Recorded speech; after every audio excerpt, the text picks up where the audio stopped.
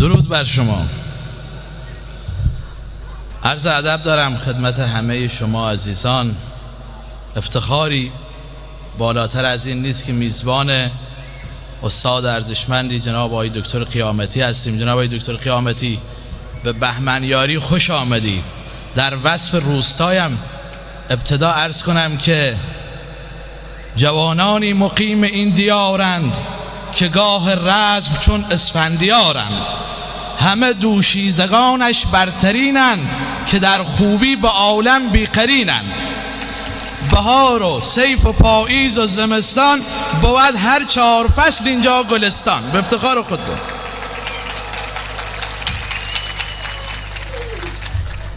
آنچه استاد فرمود بحث کاووس‌شاه و آنچه که من خدمتون میخوام عرض کنم، فکر کنم یه فاصله بین پدر بزرگ و نوه است. من داستان خسرو و پادشاهی کیخسرو رو انتخاب کرده بودم، واقعیت امر که خدمتون عرض کنم. ولی قبلش بگم که آیا هاشمزاده خوندن، من یه 2 تا نکته رو یادداشت کردم خدمت دوستانم اونجا که نشسته بودم عرض کنم. میگه چنین دید طوس سپهبد به خواب، که در شب برآمد یکی آفتاب.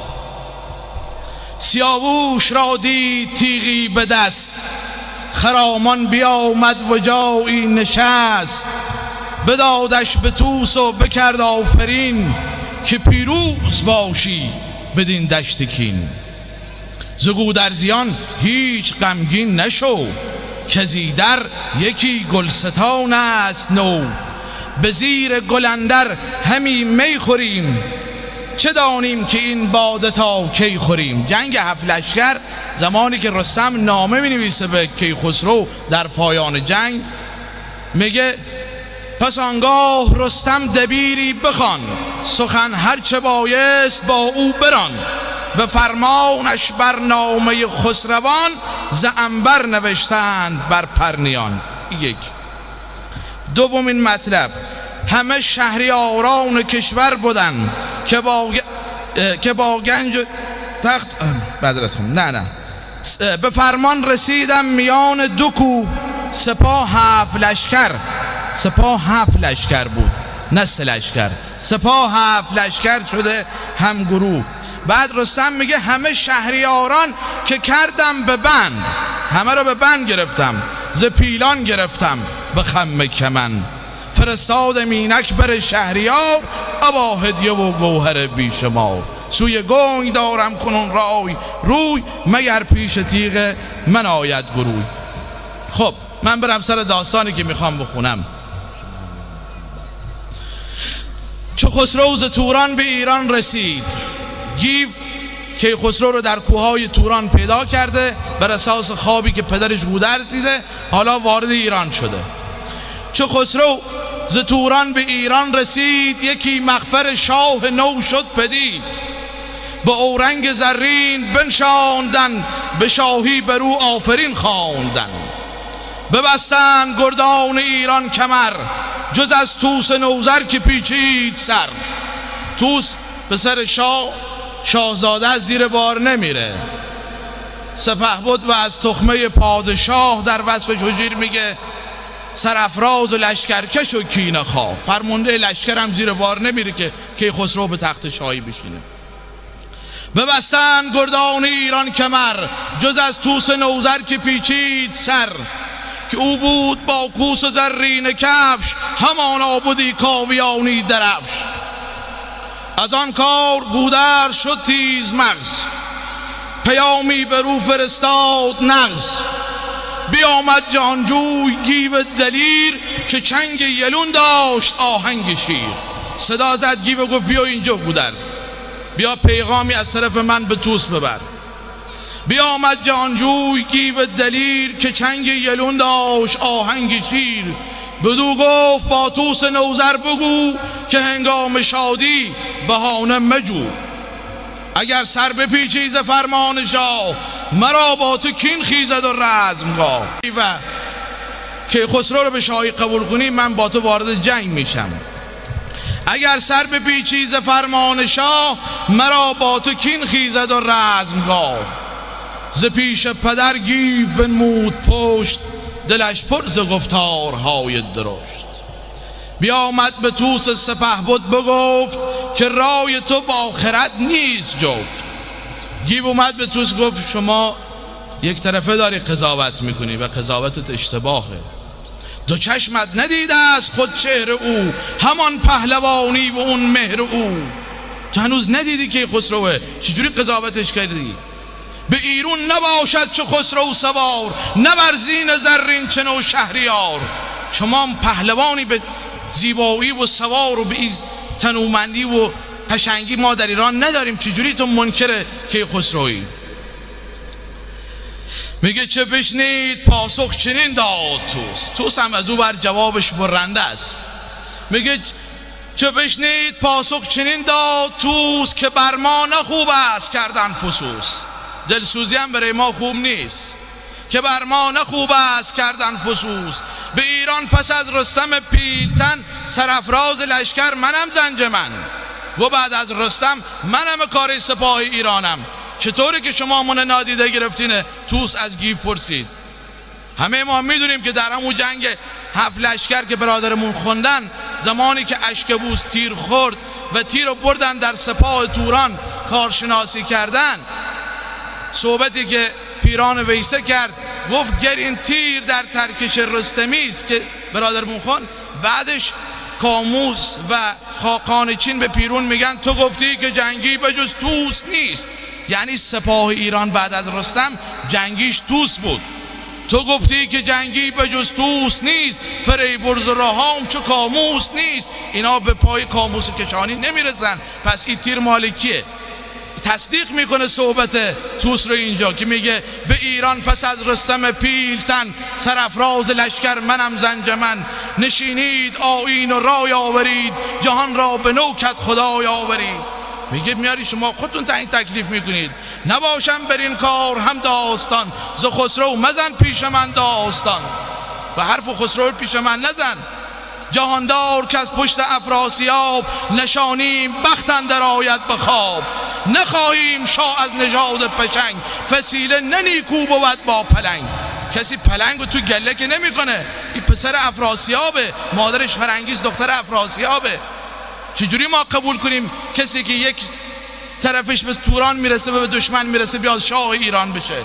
این خلاف وعده و وعید ما ایرانی هست و قبول نمی کنیم. ولی خب میدونید که فردوسی در وصف کیخسرو میگه نژاد از دو کس دارد این نیک پی، ز افراسیاب و ز کاووس کی. از هر دو طرف شاه، ایرادی برش نبود. میگه فریبرز فرزند کاووس شاه. طوس میگه طوس یه آدم اجلافی هم بیده، ظاهر همسیش مهم بیده بالاخره. میگه طوس فریبرز هم آدم خوشتیپیه، در دربار فرمانده گارد شاهنشاهیه. میگه فریبرز فرزند کاووس شاه، سزاوارتر زو به تخت و کلاه. ز هر سو ندارد ز دشمن نژاد، هم از فر شاهی هم از فر داد. میگه باید فریبرز شاه کنیم. میگه دژم گیو برخاست از پیش او. گیو وقتی صحبت‌هاش شنید بلند شد. دژم گیو برخاست از پیش او، چه خام آمدش دانش و کیش او. بهش هم میگه تو نوذر نژادی نه بیگانه ای، پدر تند بود و تو دیوانه ای. پشت میده. بیامد به گودرز گشواد گفت، که رای و خرد نیست با طوس جفت. دو چشمش تو گویی نبیند همی، فریبرز را برگزیند همی. وقتی اینو به گودرز میگه، گودرز عصبانی میشه. چو بشنید گودرز گفت از مهون، که گم باد طوس اندر جهون. نبیره پسر داشت 78، نبیره پسر داشت 78. بزد کوس ز ایوون بیامد به دشت، وزان سو بیامد سپهدار طوس. ببستند بر کوهه پیلکوس. آماده جنگ شدن هر دو طرف که وارد جنگ بشن برای انتخاب شاه. بعد وقتی وارد میدان جنگ میشن، میگه چو گودرز را دید و چندان سپاه. وقتی طوس نگاه که تا گودرز مصمم جنگ سنگین الیتوس را بندازه، میگه چو گودرز را دید و چندان سپاه، که از او خیره گشت چشم و خورشید و ماه. غمی شد دل توس و اندیشه کرد، که امروز گر من بسازم نبرد، نباشد جز از کام افراسیاب، سر بخت ترکون برآید ز خواب. گفت این باب دل افراسیابی که ما دوتا درگیر بشیم.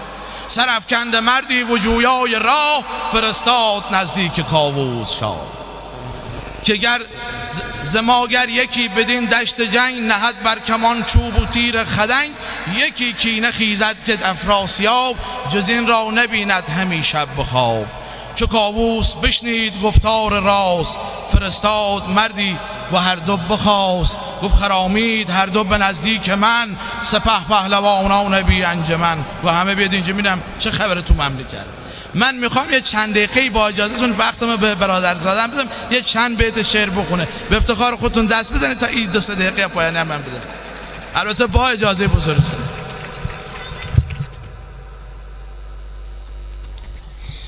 به نام خداوند خورشید و ما، که دل را به نامش خرد داد را. خداوند هستی و هم راستی، نخواهد ز تو کژی و کاستی.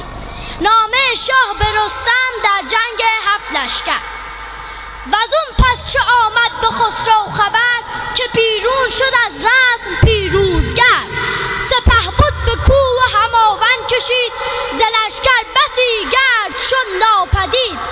در کاخ گودرز گشوادگون، تهی شد ز گردان و آزادگون. بفرمود تا رستم پیلتن، خرامد به درگاه با انجمن. سر دستتون در نکن.